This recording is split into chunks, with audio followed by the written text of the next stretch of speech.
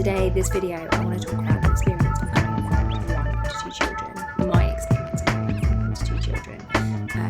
So I had my second baby in October of last year. So I have one 3-year-old, she's just 3, she turned 3 last week, and one 7-month-old baby, no, 6-month-old baby.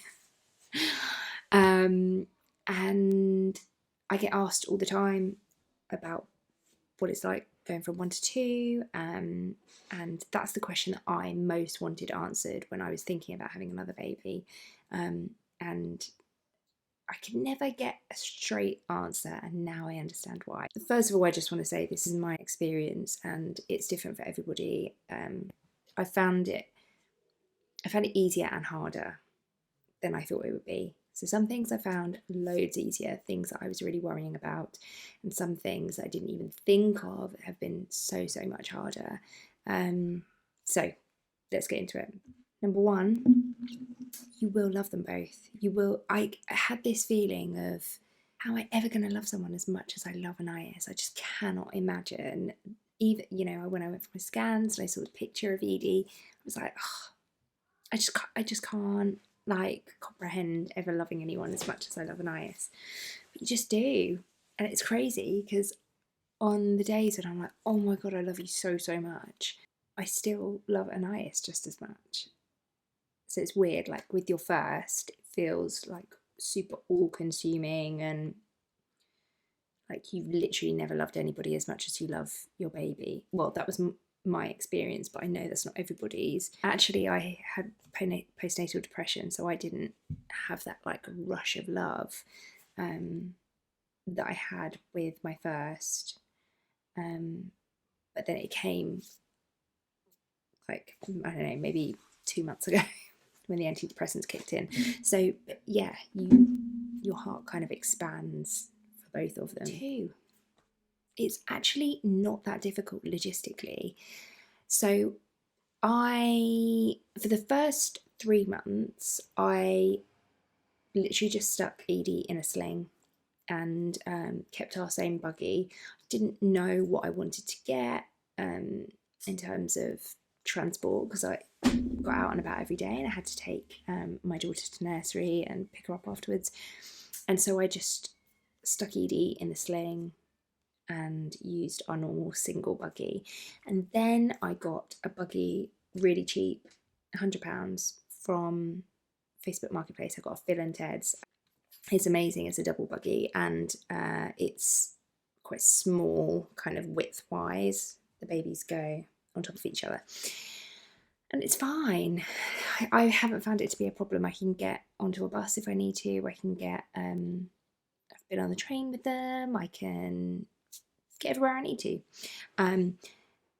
But that being said, there obviously are times when it feels like you're never going to get out the front door. But overall, I haven't had any of those terrible, I literally can't leave the house sort of days. I just always plan a lot more than I used to. I'm quite a planner anyway, so maybe that's why it hasn't been so hard for me logistically, but yeah. Number 3, bedtimes are a shit show. At first, at least. Oh, bedtimes I found so hard. That's when you're really pulled in a gazillion directions. And I found that Edie, that was the time, she's a much harder baby than Anais was. So she had, up until, I don't know, a few weeks ago, she wasn't napping during the day. She didn't really sleep very well at night, of course, because she's a baby. But she was so tired by the time it got to Anais's bedtime that she was just screaming and really overtired and really couldn't cope. That being said, I utilised the sling again. I have a really nice ring sling, so I use that and sometimes breastfeed her in that while I'm doing kind of bath time. And now I get Edie in the bath, and so the bedtime routine is really lovely. But it did take a lot of kind of military style planning. When we go up to after dinner time, I will have put the pyjamas on the radiator next to the bath. They both have a bath, get into their pyjamas, or there's a bit of baby massage, into their pajamas, brushing teeth, feeding Edie while I'm like helping Anais to brush her teeth, sticking Edie in the sling, feeding her whilst walking. Then bedtime stories are a lot shorter, and that had to give because something has to give. And it went from like a really like lovely long luxurious time with Anais reading all the stories to reading one story, maybe two. And that's all going to keep like evolving and changing. So, but first off, it's hard. It's really hard. There will be tears. If there's going to be tears at any point during the day, it's probably going to be at bedtime. Number 4, the littlest doesn't just slot in, and I'm really guilty of saying that as well to other people. When people are like, "Oh, how are you finding it? Isn't it amazing? How do they sleep? How do they eat?" You know what people say. I would just get really bored of, and also I had postnatal depression, so I really was kind of hating everything and feeling really low. Didn't really want to say, actually, it's really shit. I cry most of the time, and breastfeeding is awful. So I just said, oh yeah, it's fine. They just slot in, you know, this bit of hair is nice. They just slot in, because that's what I heard other people saying. Well, let me tell you something. They do not just slot in. You create space for the littlest, and they don't have as much, I don't want to say attention. They don't necessarily have they don't have the same experience as what the first had, and that's completely normal. That's okay. Like that's how it is. So yeah, I just don't think they slot in. You make space for them, and it feels like that space is pretty small. They've got the benefit of other things, like the fact that you're more chilled out, probably. You've got more experience. I think having a second baby is a more joyful experience. At least it has been for me. And what I mean by that is not that the first isn't joyful, it's more that the second you experience some of the little joys in the small milestones. So, for example, I'm endlessly fascinated at the sounds that Edie's making, and I notice what's happening. I notice the kind of developmental leaps, and oh, she's doing that now. Oh, that's really interesting. She's using her pincer grip. Whereas with Anais, I was way more concerned with, trying not to kill her.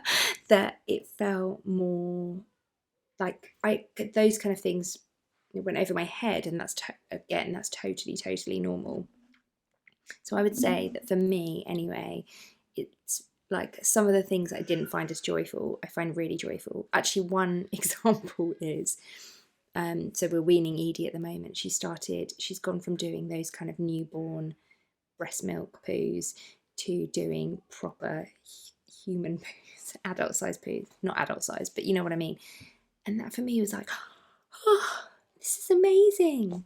I mean, maybe the antidepressants I'm on are laced with something. But I found that joyful. With your second, so this is kind of a bonus, number 6. With your second, I have definitely found that, oh my goodness, they're so completely different. So I expected to have, even though I knew intellectually that I was having a different human being, I still just thought, like, I gave away our snooze kind of next to me crib thing, because I was like, oh, we never used it with Anais, and she'll be out of our bed by blah blah blah. We really need it this time round, or we needed it. We've had a workaround, so it's fine. But I got rid of loads of stuff that actually I would have really been able to use for Edie, because she's completely different. I'm sure at some point there'll be similarities, but at the moment, like chalk and cheese. So yeah, I don't know if that's good advice, or if you're probably not as stupid as me and know that you might have a different child to your first one. Anyway, so that's it. That's my experience of going from 1 to 2. If you have any other questions, anything very specific, please feel free to DM me or email me. Yeah, that's it.